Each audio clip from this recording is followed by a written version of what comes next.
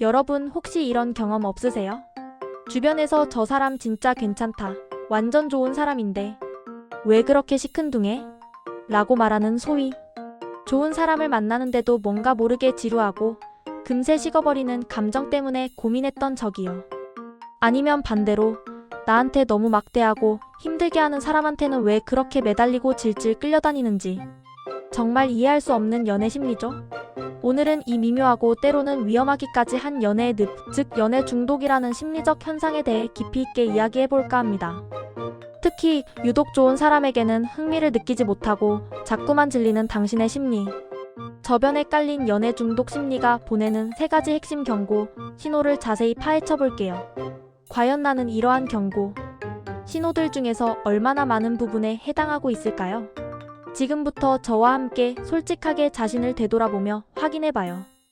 여러분, 연애 중독이라는 말, 어쩌면 다소 과장되거나 특정 상황에만 해당되는 것처럼 들릴 수도 있지만 사실 우리 주변의 생각보다 훨씬 더 흔하게 나타나는 심리적 문제입니다.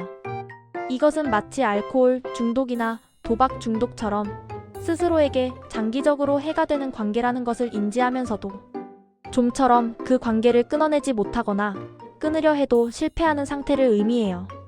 이러한 현상이 나타나는 근본적인 이유는 관계를 유지함으로써 얻는 그 순간의 안도감이나 위안이 관계가 단절되었을 때 찾아올 극심한 불안감이나 우울감보다 훨씬 더 크게 느껴지기 때문입니다.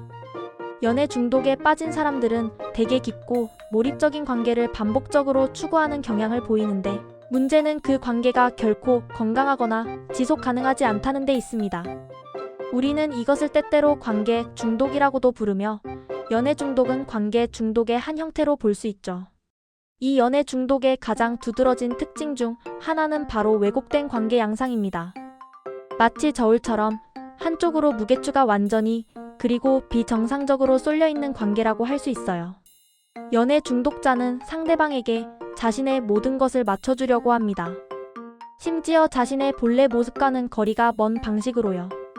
예를 들면 평소 좋아하던 옷차림이나 머리 스타일을 상대방이 선호하는 대로 바꾸고 자신의 말투나 행동거지도 상대방의 취향에 맞추려고 애씁니다. 더 나아가 자신이 만나던 친구들이나 가족과의 인간관계까지도 상대방의 기준에 따라 조절하려 들죠. 당사자들은 이러한 맹목적인 희생과 헌신을 순수한 사랑의 증명이라고 착각하기 쉽지만 냉정하고 객관적인 시선으로 생각해 볼 필요가 있습니다. 과연 이것이 서로의 개성을 존중하고 함께 성장하는 진정한 사랑일까요? 아니면 그저 상대방의 그림자 속에 나를 가두고 점차 나 자신을 잃어가는 고통스러운 과정일까요? 이 질문에 답하는 것이 연애 중독의 실체를 파악하는 중요한 시작점이 됩니다. 그리고 또 다른 특징은 사랑받는 나 그 자체에 대한 지나친 집착입니다. 연애 중독자들은 상대방이라는 독립된 인격체 자체를 사랑하기보다는 누군가에게 선택받고 사랑받고 있는 자신의 외형적인 모습이나 존재에 더 큰 가치와 의미를 부여하는 경우가 많습니다. 타인, 즉 관계의 파트너에게 인정받고 선택되어야만 자신이 가치 있는 사람이라고 느끼고 혹시라도 상대방에게 버려지거나 관계가 끝날지도 모른다는 극심한 두려움 때문에 필사적으로 상대방을 붙잡으려 합니다. 마치 내 존재의 이유와 가치가 오로지 상대방의 존재 유무에 달려있는 것처럼 행동하는 거죠. 연애 초기의 그 강렬한 설렘과 짜릿함은 뇌에서 도파민이라는 신경전달 물질의 분비를 마구 촉진하여 우리에게 비현실적인 행복감을 선물합니다. 그런데 이러한 도파민의 과도한 분비와 그로 인한 쾌감 추구가 지나칠 경우 어떻게 될까요? 네, 맞아요. 마치 약물 중독처럼 계속해서 그 강렬한 행복감과 자극을 추구하게 되는 도파민 중독으로 이어질 수 있습니다. 이런 상태에서는 안정적인 관계보다는 늘 새롭고 자극적인 관계에 더 끌리게 되는 경향을 보이죠. 자, 그럼 이제 본격적으로 본론으로 들어가서 유독 좋은 사람에게는 쉬이 질려버리는 당신의 심리, 깊숙한 곳에 자리한 연애 중독 심리가 보내는 3가지 주요 경고, 신호를 더욱 자세하고 깊이 있게 짚어볼게요. 혹시 나도 모르게 이 신호들을 오랫동안 무시하고 있었던 건 아닌지, 아니면 아예 인지조차 못하고 있었던 건 아닌지 지금부터 솔직한 마음으로 나 자신을 잘 살펴보세요. 첫 번째 경고 신호는 바로 일상생활 패턴의 급격한 변화와 관계에 대한 비정상적인 조급함입니다. 건강하고 성숙한 연애는 우리의 일상 속에 자연스럽게 스며들어 삶을 더욱 풍요롭게 만들잖아요.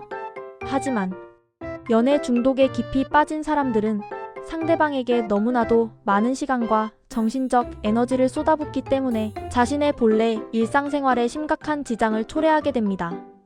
오랫동안 함께해온 친구들과의 약속은 미루기 일쑤고 자신이 즐기던 취미생활도 점차 사라지거나 소홀해지죠. 심지어는 학업이나 직장 업무와 같은 중요한 책임감 있는 영역마저도 상대방과의 관계 때문에 뒷전으로 밀려나는 경우가 허다합니다. 이들은 그 모든 시간과 에너지를 오직 상대방과의 관계에만 집중하며 투자해요. 그리고 상대방을 조금이라도 더 빨리, 더 자주 만나고 싶어 하는 비정상적인 조급함이 늘 따라붙습니다. 마치 상대방과 헤어진 지 단 1시간도 채 되지 않았는데 벌써부터 참을 수 없이 보고 싶어서 안달이 나는 것처럼요. 이러한 과도한 조급함은 상대방에게는 심한 부담감을 줄 뿐만 아니라 장기적으로는 나 자신의 삶의 균형을 완전히 무너뜨리는 결과를 초래하게 됩니다. 특히 좋은 사람과의 관계에서는 이러한 조급함이 오히려 독이 되어버리는 경우가 많습니다. 좋은 사람은 상대방에게 적당한 거리를 두고 각자의 삶을 존중하며 천천히 관계를 발전시키려 하거든요.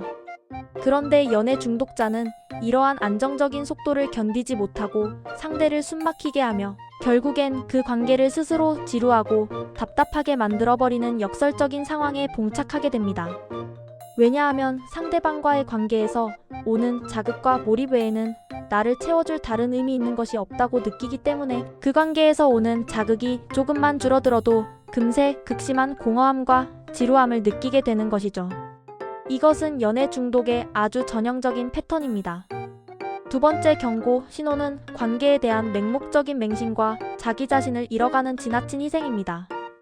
연애 중독자들은 객관적인 관점에서 보기에 명백하게 문제가 있는 관계의 위험 신호들을 완전히 무시하고 비이성적으로 맹목적인 태도로 관계를 유지하려 합니다. 주변의 친구들이나 가족들이 야, 그 사람 행동이 좀 이상한데? 너 너무 일방적으로 퍼주는 거 아니야? 그 관계는 너를 너무 지치게 해라고. 아무리 진심 어린 조언을 해도 좀처럼 들으려고 하지 않아요. 아니, 정확히 말하면 자신의 심리적 상태 때문에 그러한 객관적인 조언을 받아들일 수 없는 거죠. 자신에게 명백히 해가 되는 관계임에도 불구하고 이것이야말로 진정한 사랑이다 라고 스스로를 맹신하고 혹시라도 관계가 깨질까 봐 두려워하는 마음에 지나치게 많은 것을 희생합니다. 상대방의 비합리적이거나 무리한 요구를 아무런 이해 제기 없이 감수하고 때로는 자신에게 심한 상처나 모멸감을 주는 행동에도 꾹 참고 인내하려 하죠. 내가 조금만 더 참으면 되겠지. 이것도 다 사랑의 과정이야 라고 스스로를 끊임없이 속이면서요. 이러한 일방적인 자기 희생은 결국 자신을 정신적, 육체적으로 서서히 갉아먹는 매우 위험한 행위입니다. 좋은 사람과의 건강한 관계에서는 사실 이러한 과도한 희생이 전혀 불필요합니다. 건강한 관계는 서로를 존중하고 배려하며 함께 성장하는 것이지 어느 한쪽의 일방적인 희생을 기반으로 하는 것이 아니니까요. 그런데도 이러한 희생을 계속하는 이유는 무엇일까요? 바로 관계에 대한 강한 의존성 때문입니다.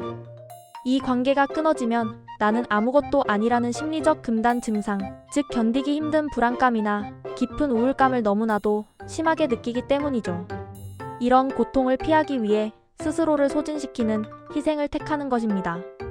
세 번째 경고 신호는 현저히 저하된 자존감과 타인의 시선에 대한 병적인 집착입니다. 연애 중독에 깊이 빠진 사람들은 혼자서는 자신이 충분히 사랑받을 가치가 있는 존재라고 스스로를 인정하거나 믿지 못하는 경향이 매우 강합니다. 이들은 오로지 타인의 시선과 외부의 인정을 통해서만 자신의 존재 가치를 확인하고 평가합니다. 누군가와 연애를 하고 있어야만 내가 괜찮고 온전한 사람이라는 왜곡된 생각에 사로잡혀 있죠.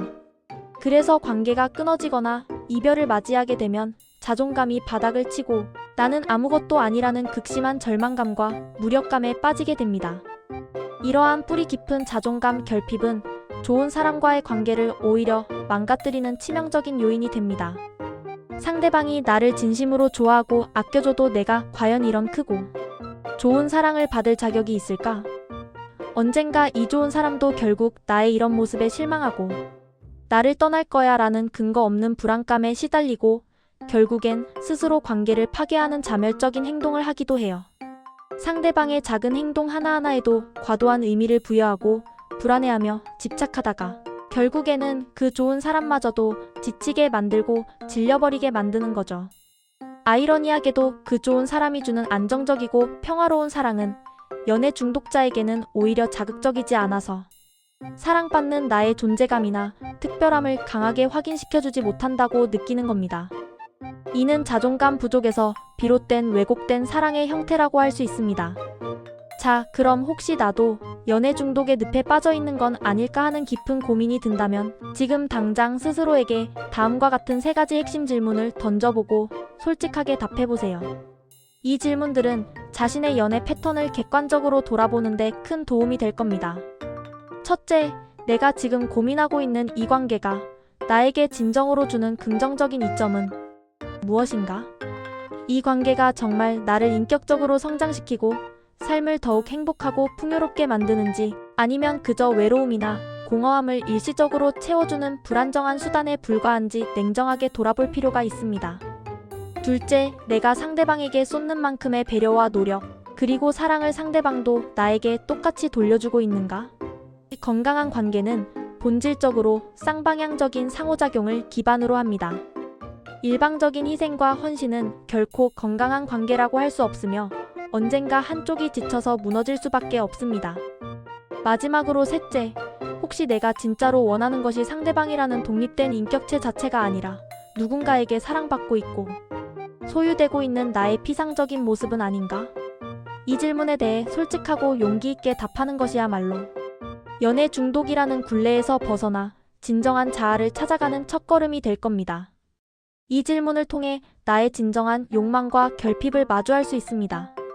최근에는 긴 연애가 끝난 뒤에 오는 상실감과 정신적인 상처를 치유하기 위해 AI 남자친구나 AI 여자친구와 같은 가상관계에 의존하는 사람들이 점차 늘고 있다고 합니다. AI 남자친구는 사용자의 감정에 늘 제때 반응하며 답해주고 조건 없이 공감해주며 현실의 연인처럼 비난하거나 갑자기 사라지지 않는다는 명확한 장점을 가지고 있죠. 하지만 전문가들은 이러한 AI와의 관계가 현실 연애에서 받은 상처를 치유하는 보조수단으로 활용될 수는 있겠지만 자칫하면 현실의 문제로부터 도피하고 회피하는 수단으로 변질될 수도 있다고 경고합니다. 결국 우리는 현실 속에서 다른 사람들과 건강하게 관계 맺는 방법을 배우고 그 속에서 성장해야 하니까요.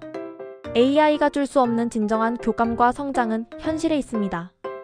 여러분, 연애는 우리 삶의 수많은 소중한 부분들 중 하나일 뿐 결코 우리 삶의 전부가 될 수는 없습니다. 진정으로 건강하고 행복한 관계는 나 자신을 있는 그대로 사랑하고 존중하는 것에서부터 비로소 시작됩니다. 내 삶의 중심을 오로지 나 자신에게 단단히 두고 내가 진짜로 원하는 것이 무엇인지, 나에게 정말로 긍정적인 영향을 미치는 건강한 관계는 어떤 형태여야 하는지 끊임없이 스스로에게 질문하고 답을 찾아야 합니다. 혹시 지금 좋은 사람에게 자꾸만 질리는 반복적인 패턴 때문에 고민하고 있다면 오늘 제가 이야기한 3가지 연애 중독 경고 신호를 다시 한번 되짚어보고 이를 계기로 나 자신의 내면을 더 깊이 들여다보는 귀중한 시간을 가져보는 건 어떨까요? 여러분 모두가 건강하고 진정으로 행복한 연애를 경험하시기를 진심으로 응원합니다.